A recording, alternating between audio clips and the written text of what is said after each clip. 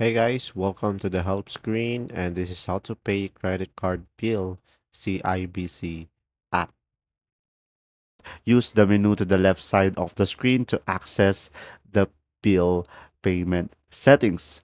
So guys, on the menu, open it up and you will find the bill payment.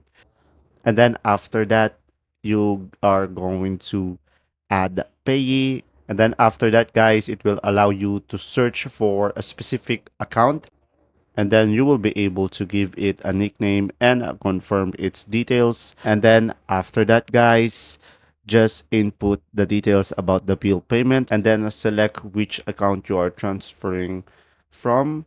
And guys, keep in mind that it's the account where the funds are going to be deducted from, and you can select a specific date of this payment. And finally, you can also set up an automatic payment. You can choose monthly, weekly, and from there you will be able to proceed with the process. And if this video was helpful, please like and subscribe, and thanks for watching, guys.